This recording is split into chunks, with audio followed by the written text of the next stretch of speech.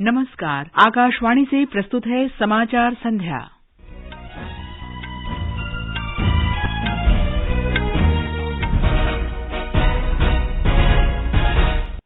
संसद के दोनों सदनों की कार्यवाही विभिन्न मुद्दों पर विपक्ष के हंगामे के कारण स्थगित। वित्त मंत्री निर्मला सीतारामन ने कहा, देश का वित्तीय बाजार सुव्यवस्थित है। त्रिपुरा में विधानसभा चुनाव के लिए प्रचार तेज, पार्टी के वरिष्ठ नेता जनसभाओं को संबोधित कर रहे हैं। रेल मंत्री ने कहा, यात्रियों की सुरक्षा सुनिश्चित करने के लिए मेल और एक्सप्रेस ट्रेन के डिब्बों को एलएचबी डिब्बों में बदला जाएगा। अंतर्राष्ट्रीय मुद्रा कोष ने पाकिस्तान को ऋण से उबारने के लिए $7 अरब के पुनर्भुगतान में रियायतों की मांग खारिज की। और ढाका में सैफ अंडर-20 महिला फुटबॉल चैंपियनशिप में भारत ने अपने पहले मैच में भूटान को 12-0 से हराया। समाचार संध्या के साथ मैं कनकलता। लोकसभा और राज्यसभा की कार्यवाही आज दिन भर के लिए स्थगित कर दी गई। अदानी समूह से संबंधित हिंडनबर्ग रिसर्च की रिपोर्ट और अन्य मुद्दों पर विपक्षी दलों के हंगामे के कारण आज दूसरे दिन भी संसद के दोनों सदनों की कार्यवाही बाधित रही। पहले स्थगन के बाद लोकसभा की कार्यवाही फिर शुरू होने पर कांग्रेस, डीएमके और तृणमूल कांग्रेस सहित विपक्षी सदस्य सदन के बीचों बीच पहुंच गए और मामले की जांच संयुक्त संसदीय समिति से कराए जाने की मांग करने लगे। पीठासीन अधिकारी ने सदस्यों से सदन की कार्यवाही चलने देने का आग्रह किया, लेकिन विपक्षी सदस्यों के अड़े रहने पर सदन की कार्यवाही दिन भर के लिए स्थगित कर दी गई। उधर राज्यसभा की कार्यवाही दोपहर बाद 2:30 बजे दोबारा शुरू होने पर कांग्रेस, आम आदमी पार्टी और अन्य दलों के सदस्य सदन के बीचों बीच पहुंचकर नारे लगाने लगे। तृणमूल कांग्रेस, डीएमके, वामदल सहित अन्य सदस्य भी हंगामा करने लगे। हंगामा जारी रहने के कारण सदन की कार्यवाही सोमवार तक के लिए स्थगित कर दी गई। उपराष्ट्रपति जगदीप धनखड़ ने सभी सांसदों से नियमानुसार कार्य करने की अपील की है। आज राज्यसभा की कार्यवाही में बार-बार व्यवधान को देखते हुए उन्होंने ये बात कही। Parliament is the essence of democracy. Parliament is the north star of democracy. It is a place of discussion and deliberation to realize the aspirations and dreams of the people and not a place of disturbance. We are required to work in accordance with rules. सरकार ने आज कहा कि अदानी समूह से जुड़े मुद्दे से उसका कोई लेना देना नहीं है। संसद के बाहर मीडिया से बातचीत में संसदीय कार्य मंत्री प्रहलाद जोशी ने कहा कि विपक्ष लोकसभा और राज्यसभा की कार्यवाही को बाधित कर रहा है। विपक्षी दल अदानी समूह पर अमेरिकी रिसर्च फर्म हिंडनबर्ग द्वारा लगाए गए आरोपों की जांच संयुक्त संसदीय समिति से कराने की मांग कर रहे हैं। वित्त मंत्री निर्मला सीतारामन ने कहा है कि पूरी तरह से सुशासित भारत में स्थिर सरकार और सुव्यवस्थित वित्तीय बाजार है। एक साक्षात्कार में अदानी समूह विवाद के बारे में श्रीमती सीतारामन ने कहा कि इससे ये संकेत नहीं मिलता कि भारतीय वित्तीय बाजारों को किस तरह से नियंत्रित किया गया है। उन्होंने कहा कि देश में निवेशकों का पहले वाला विश्वास अब भी बना रहेगा। India remains as before a absolutely well-governed, stable government and also very well regulated financial market. Our regulators are normally very, very stringent about certain governance practices. वित्त मंत्री ने कहा कि केंद्रीय बजट 2023-24 में समाज के सभी वर्गों को शामिल किया गया है। उन्होंने अगले कुछ दिन तक बाजार पर बजट का असर बने रहने की आशा व्यक्त की। राष्ट्रपति द्रौपदी मुर्मू ने कहा है कि केंद्रीय बजट वर्ष 2023-24 का उद्देश्य नागरिकों, विशेषकर युवाओं के लिए विकास के अवसर पैदा करना, समावेशी विकास करना और कई अन्य राष्ट्रीय उद्देश्य प्राप्त करना है। विभिन्न परिवीक्षाधीन लेखा सेवा अधिकारियों ने आज राष्ट्रपति द्रौपदी मुर्मू से राष्ट्रपति भवन में मुलाकात की। G20 के भाग के रूप में पहली पर्यटन कार्यसमूह की बैठक गुजरात के कच्छ के रण में धोर्दो में 7 से 9 फरवरी तक होगी। गुजरात सरकार के मुख्य आर्थिक कार्य सचिव मोना कंधार ने आज गांधीनगर में बताया कि सचिव स्तर की बैठक में हरित पर्यटन, डिजिटलीकरण, कौशल सहित 5 प्राथमिक क्षेत्रों पर ध्यान केंद्रित किया जाएगा। उन्होंने कहा कि बैठक में G20 देशों के अधिकारी और आमंत्रित देशों तथा कई अंतर्राष्ट्रीय संस्थाओं के प्रतिनिधि भाग लेंगे। गुवाहाटी में G20 की पहली सतत वित्तीय कार्य समूह की बैठक में 95 प्रतिनिधियों, 10 आमंत्रित देशों और 14 अंतर्राष्ट्रीय संगठनों ने भाग लिया। 2 दिन की बैठक के समापन के बाद वित्त मंत्रालय में संयुक्त सचिव सोलोमन अरोकिया राज ने मीडिया को संबोधित किया। श्री अरोकिया राज ने कहा कि बैठक का उद्देश्य वैश्विक विकास और स्थिरता सुनिश्चित करने में सहायता के लिए धन जुटाना है। आयुष मंत्री श्री सर्बानंद सोनोवाल ने कल बैठक का उद्घाटन किया था। G20 के अंतर्गत यूथ 20 संपर्क समूह की पहली बैठक असम के गुवाहाटी में 6 से 8 फरवरी को होगी। नई दिल्ली में खेल मंत्री अनुराग सिंह ठाकुर ने बताया कि यूथ 20 समूह एक बेहतर कल के लिए सुझावों और विचारों पर युवाओं की राय जानने के लिए अखिल भारतीय स्तर पर चर्चा आयोजित करेगा। ये समाचार हमारी वेबसाइट newsonair.com/hindi और हमारे mobile app news on AIR पर भी उपलब्ध हैं।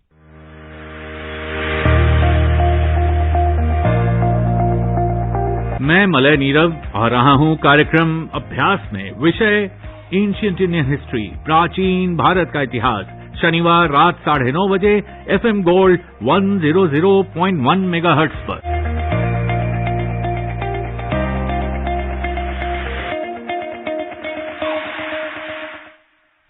समाचार संध्या में आपका फिर स्वागत है। त्रिपुरा, मेघालय और नागालैंड में चुनावी गतिविधियां तेज हो गई हैं। त्रिपुरा में चुनाव प्रचार जोर पकड़ता जा रहा है। भारतीय जनता पार्टी अध्यक्ष जेपी नड्डा ने अमरपुर में सभा को संबोधित किया। राज्य में 16 फरवरी को वोट डाले जाएंगे। भाजपा अध्यक्ष जगत प्रकाश नड्डा ने आज गोमती और उनाकोटी जिलों में 2 विजय संकल्प रैलियों को संबोधित किया। ब्यौरा हमारे संवाददाता से। में नामांकन दाखिल करने की प्रक्रिया चल रही है। 7 फरवरी तक नामांकन पत्र दाखिल किए जा सकते हैं। ब्यौरा हमारे संवाददाता से। दसाख्यान मां लामरे, पूर्व गृह मंत्री HDR लिंगदोह और पूर्व विधायक महेंद्रो रापसंग ने आज अपना पर्चा दाखिल किया। लामरे और रापसंग NPP के टिकट पर क्रमशः नोंगक्लेम विधानसभा और पश्चिमी शिलोंग विधानसभा सीट से प्रत्याशी हैं। वहीं पूर्व गृह मंत्री लिंगदोह सोहयोंग सीट से UDP के प्रत्याशी हैं। इस बीच सभी राजनीतिक दलों के प्रमुख नेता अपने प्रत्याशियों के पक्ष में लगातार चुनाव प्रचार कर रहे हैं। तृणमूल कांग्रेस के प्रदेश अध्यक्ष और नेता प्रतिपक्ष डॉक्टर मुकुल संगमा ने रोकसांगरे में एक बड़ी रैली को संबोधित किया, तो वहीं दूसरी तरफ उप मुख्यमंत्री और NPP पार्टी के नेता प्रेस्टोन त्रिनसोंग ने आरोप लगाया कि मुकुल संगमा एक बार फिर से चुनाव के बाद भाजपा के पक्ष में पाला बदल सकते हैं। सुशील चंद्र तिवारी, आकाशवाणी समाचार, शिलोंग। मेघालय के मुख्य निर्वाचन अधिकारी FR खारकोनगोर ने अन्य अधिकारियों के साथ कल दक्षिण गारो हिल्स क्षेत्र में चुनाव तैयारियों की समीक्षा की। नागालैंड में विधानसभा चुनावों के लिए विभिन्न राजनीतिक दलों द्वारा उम्मीदवारों के नाम की सूची की घोषणा के बाद nationalist democratic progressive party NDPP और नागा पीपल्स फ्रंट NPF ने उम्मीदवारों को टिकट दिया है। कई उम्मीदवारों के कल से प्रचार अभियान शुरू करने का कार्यक्रम है। इस वर्ष 9 राज्यों में विधानसभा चुनाव को देखते हुए निर्वाचन आयोग अधिक से अधिक मतदाताओं को वोट डालने के लिए प्रोत्साहित करने की तैयारियों में जुटा है। निर्वाचन आयोग ने मतदाताओं को प्रेरित करने के लिए मैं भारत हूं, हम भारत के मतदाता हैं गीत तैयार किया है।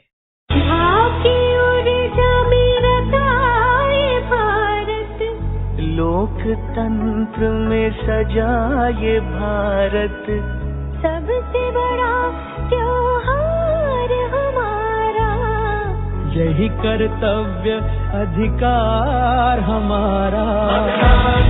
मतदान देने जाएंगे भारत के लिए, भारत के लिए। फिल्म निर्माता सुभाष घई ने इस गीत को लिखा और तैयार किया है। गीत में मतदाताओं से वोट डालने और अपना संवैधानिक कर्तव्य पूरा करने की अपील की गई है। प्रधानमंत्री नरेंद्र मोदी ने कहा है कि सरकार ने केंद्रीय बजट में प्रधानमंत्री आवास योजना के लिए आवंटन में वृद्धि की है ताकि सभी जरूरतमंद लोगों को घर मिल सके। उन्होंने कहा कि लोगों की भागीदारी से विभिन्न सरकारी पहल सफल हुई हैं। श्री मोदी ने कहा कि कृष्णा गुरु के कार्यों से लोगों को देश के कल्याण के लिए समर्पण भाव से काम करने की प्रेरणा मिली। प्रधानमंत्री ने आज असम के बरपेटा में विश्व शांति के लिए कृष्णा गुरु एक नाम अखंड कीर्तन में वीडियो कॉन्फ्रेंसिंग के माध्यम से भाग लिया। प्रधानमंत्री ने कहा कि हाल के केंद्रीय बजट में की गई नई घोषणाओं से असम और पूर्वोत्तर को बहुत लाभ होगा। प्रधानमंत्री ने कहा कि MV गंगा विलास नदी क्रूज के माध्यम से असम की संस्कृति और विरासत आगे बढ़ेगी। मुझे विश्वास है असमिया संस्कृति और खूबसूरती भी गंगा विलास के जरिए दुनिया तक एक नए तरीके से पहुंचेगी। सूचना एवं प्रसारण मंत्री अनुराग सिंह ठाकुर ने कहा है कि महिलाओं के आर्थिक सशक्तिकरण के लिए वित्तीय समावेशन महत्वपूर्ण है। श्री ठाकुर ने नई दिल्ली में फिक्की महिला संगठन द्वारा आयोजित युवा महिलाओं के उत्थान पर आयोजित एक सम्मेलन में ये बात कही। फाइनेंशियल इंक्लूजन के बिना वुमेन एम्पावरमेंट की हम सोच ही नहीं कर सकते। We should not talk about only women empowerment, we should talk about women led empowerment. महिलाओं के नेतृत्व में विकास की बात करनी चाहिए, न कि केवल महिला विकास की। केंद्रीय मंत्री और भारतीय जनता पार्टी नेता मीनाक्षी लेखी ने दिल्ली के मुख्यमंत्री अरविंद केजरीवाल की शराब नीति में कथित अनियमितताओं के संबंध में पूरक चार्जशीट के बारे में प्रवर्तन निदेशालय से पूछताछ करने के लिए आलोचना की है। नई दिल्ली में श्रीमती लेखी ने आरोप लगाया कि प्रवर्तन निदेशालय की जांच से साबित हुआ है कि आम आदमी पार्टी शराब नीति की आड़ में अनियमित कारोबार चला रही है।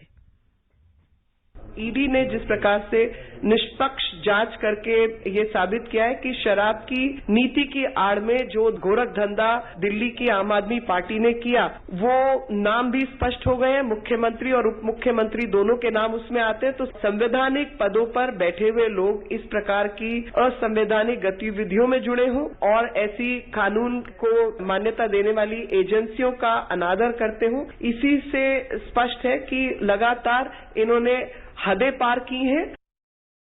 ये समाचार आकाशवाणी से प्रसारित किए जा रहे हैं।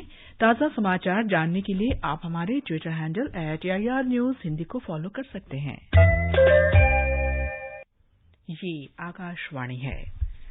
रेल मंत्री अश्विनी वैष्णव ने आज नई दिल्ली में कहा कि अगले 3 वर्ष में यात्रियों की सुरक्षा के लिए सभी मेल और एक्सप्रेस गाड़ियों में वर्तमान डिब्बों की जगह LHB कोच लगाए जाएंगे। श्री वैष्णव ने बताया कि रेलवे देश भर में 2000 रेलवे स्टेशनों पर दुकानें खोलेगा, जिसमें बुनियादी जरूरतों की वस्तुएं उपलब्ध होंगी। ये दुकानें सप्ताह के सभी दिन 24 घंटे खुली रहेंगी। आकाशवाणी की महानिदेशक डॉ वसुधा गुप्ता ने आज चेन्नई में आकाशवाणी और दूरदर्शन कार्यालयों के कामकाज की समीक्षा की। उन्होंने कहा कि रेडियो देश के कोने कोने में रहने वाले लोगों के जीवन को प्रभावित करने वाला माध्यम है। महानिदेशक ने कहा कि आकाशवाणी और दूरदर्शन की कार्यक्रम और समाचार इकाइयों के बीच सामंजस्य होना चाहिए, जिससे दोनों लाभान्वित होंगे। नदी क्रूज गंगा विलास बांग्लादेश पहुंच गया है। ये क्रूज वाराणसी से डिब्रूगढ़ की 3200 किलोमीटर की यात्रा पर है। प्रधानमंत्री नरेंद्र मोदी ने 13 जनवरी को इसे वाराणसी से झंडी दिखाकर रवाना किया था। हमारे विशेष संवाददाता ने बताया है कि क्रूज गंगा विलास कल मोंगला पहुंचेगा। दुनिया की सबसे लंबी रिवर क्रूज गंगा विलास आज दोपहर के बाद बांग्लादेश के अंतिहारा पहुंचा। अपनी 50 दिन लंबी इस यात्रा के दौरान गंगा विलास भारत और बांग्लादेश की कुल 27 नदी प्रणालियों से होकर गुजरेगा। क्रूज सदस्य अंतिहारा में रात भर रुकेंगे और सुबह मोंगला बंदरगाह के लिए रवाना होंगे, जहां दोपहर बाद बांग्लादेश में भारत के उच्चायुक्त प्रणय वर्मा उनकी अगवानी करेंगे। बांग्लादेश के राज्य परिवहन मंत्री खालिद महमूद सहित बांग्लादेश के कई अन्य गण्यमान्य व्यक्ति भी मोंगला आगमन पर क्रूज सदस्यों का स्वागत करने उपस्थित रहेंगे।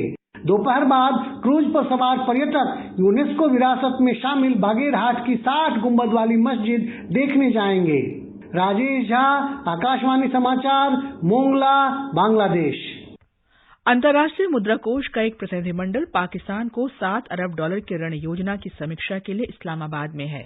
मुद्रा कोष ने पाकिस्तान सरकार के ऋण प्रबंधन योजना को खारिज कर दिया है। सैफ अंडर-20 महिला फुटबॉल चैंपियनशिप में भारतीय टीम ने अपने पहले मैच में भूटान को एकतरफा मुकाबले में 12-0 से हरा दिया है। अंत में मुख्य समाचार एक बार फिर।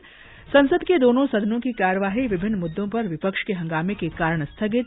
वित्त मंत्री ने कहा, देश का वित्तीय बाजार सुव्यवस्थित है। त्रिपुरा में विधानसभा चुनाव के लिए प्रचार तेज।